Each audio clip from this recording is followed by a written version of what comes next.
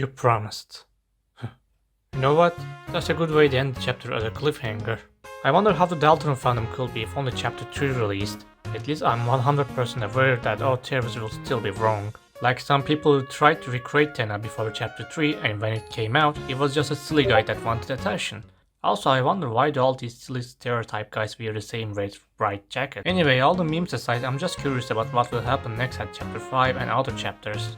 So we all know that the next chapter will definitely be about the festival, but in order to guess what will happen at chapter 5, we need to try to answer some questions related to it. Who called Chris in the kitchen? That's his closet, and at the end of chapter 4. Who's the Roaring Knight? What's their goal? What does Asgore planning with the black shard that he was holding? The same black shard that we use as a weapon and damages heavily to Darkners. And most importantly, why Sans is here? We're probably gonna fight with Sans at the end of game, aren't we? Personally, I don't really know, because I'm 100% sure that our theorists would like to be wrong, but it doesn't mean that we can still guess what might happen, so I think we can start with the easiest question. Who called Chris at the end of chapter 4?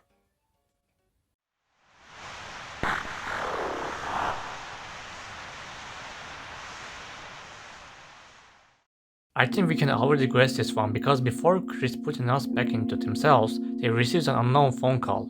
The same phone call that was talking to Chris after they ripped us out of him. And they know about us, the soul. And they know Chris wouldn't do much without us. They know about Suzy, the guitar, even the code in the guitar. They know a dark fountain will appear on church at night. And most importantly, they know something will happen to a police officer, most likely Undyne. This made me think multiple times because it all happens after the end of chapter 3, Chris encountering the opening of the shelter. They saw something or someone we don't know. And then Chris gets the same call again after hiding in a desk closet, and this time they are aware of Suzy has the guitar and says, "I'll be right there." Then Carol Holiday shows up, Noella's mother and mayor of hometown. And finally we get the same phone call at the end of chapter 4. Right before Chris jumping out from the window, they say, "Don't forget Chris, you promised." So it should be Carol, right? Because they say they'll be right there and then she showed up after that scene. We don't really know. Maybe it's the Roaring Knight. After all, there are some scenes that Chris might work with the Roaring Knight. But what if Roaring Knight is Carol? She has a katana on her wall and also doesn't really hate Chris. Then what about this? 1225, the song that she sang on chapter 3, the bat looks like a weapon of Roaring Knight. It's a mess as you can see. So I assume the unknown phone caller is either the Roaring Knight or Carol Holiday. Maybe most likely Carol, because she said I'll be right there. And you know what? That will probably make sense because she is the mayor. She probably knows and aware of everything happening in this town. But we don't really know if she is aware of the Dark World at school or any other Dark Worlds in the town. All I know is she lost her to other deaths and probably looking into bringing her back. Also speaking about Roaring Knight, I don't even have a different theory for that, it's probably this. The deer antennas, the sword that looked like a bat, the code in the guitar, which is 1225 reversed to Christmas, most likely the December holiday. Find her OGG, they said. Bro, she found us instead. Yeah, honestly, this was the easiest question to ask since there are lots of innocent scenes referring to these characters. So, how about asking a difficult question that we don't even have a proper answers in the first place, like Asgore and Black Shard?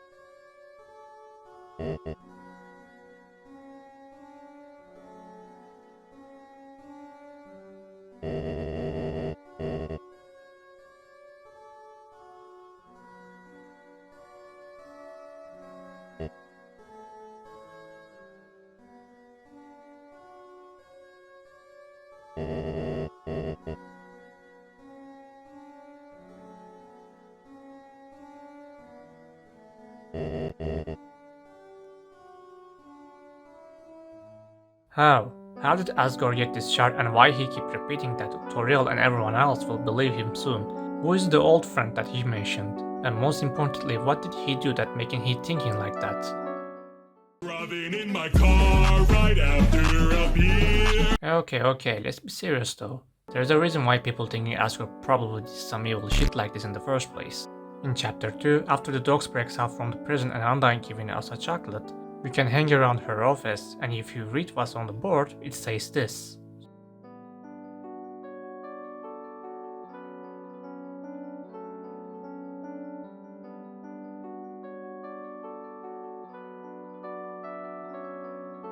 So we learned that Undyne is now in charge of police forces after Asgore was removed from the force.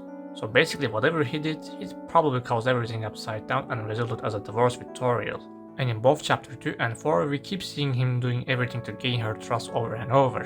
The only problem is we don't exactly know what happened, but I believe it must be about December's disappearance. After all, he's still working at Holiday family's house and Toriel doesn't really like it either. So what's left for Asgore? Ah yes, the prophecy. The flower man trapped in asylum. I guess my main prediction for the next chapter is it will be about Asgore and his flower shop. After all, we know that he have a black shard that's similar to we get from Roaring Knight's weapon, not only for dealing lots of damages to darkness, but also can be used for opening a fountain. Don't forget to mention that he has 7 flowers at rooftop and you can put eggs on his refrigerator. Okay, I don't really think that wouldn't be relevant, but hey, it's Mystery Man after all. Long story short, my expectations for chapter 5 are 1. We will learn what happened to Asgore that caused him to be removed from police forces. 2. His disappearance will either be relevant to this incident or not. And 3.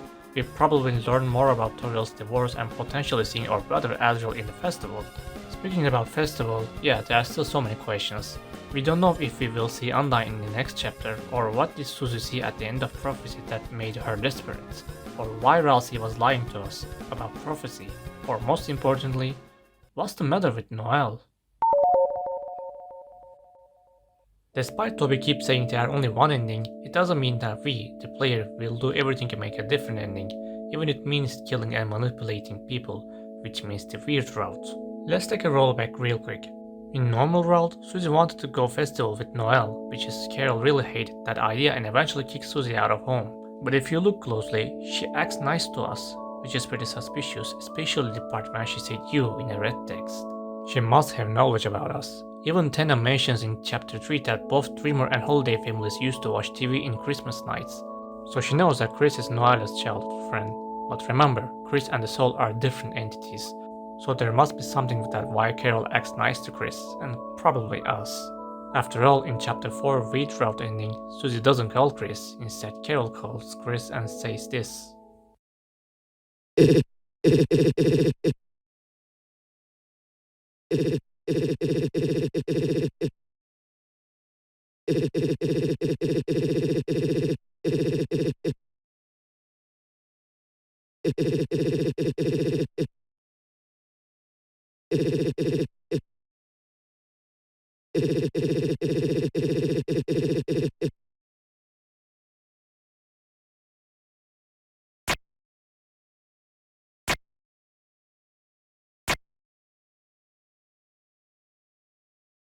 Kinda creepy, I'll be honest. Because we don't hear about Noelle after we force her to equip Thornring in her room. I believe Carol is aware of our influence, so she wants us to hang out with Noelle at the festival. So what will happen tomorrow? We'll see that in chapter 5.